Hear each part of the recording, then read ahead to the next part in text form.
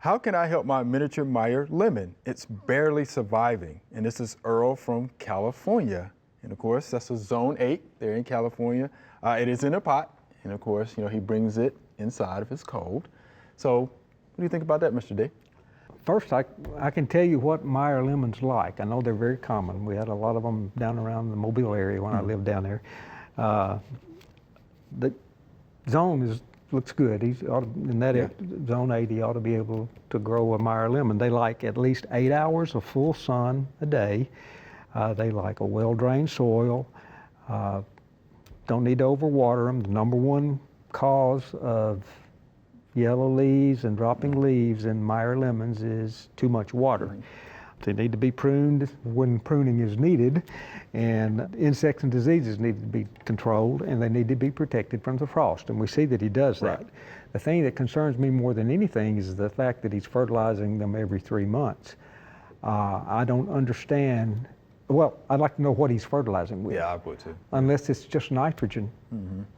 I can understand that if he's not using slow release nitrogen, he does need to add nitrogen, every month and a half, or 3 months is not too much. But if he's using a complete fertilizer that has phosphorus, especially phosphorus in it, then he probably has already built up extremely high levels of phosphorus, which can interfere with the uptake of other nutrients.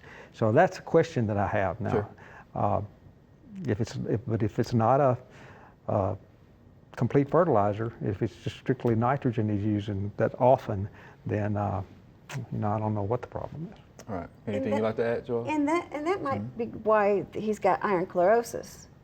Because if he's putting fertilizer down and it's off, or the pH is off, he may need to get a pH test done to see what kind of fertilizer he actually needs, and that might cure the iron chlorosis that I see on the bottom leaves with the green veins and the yellow leaves.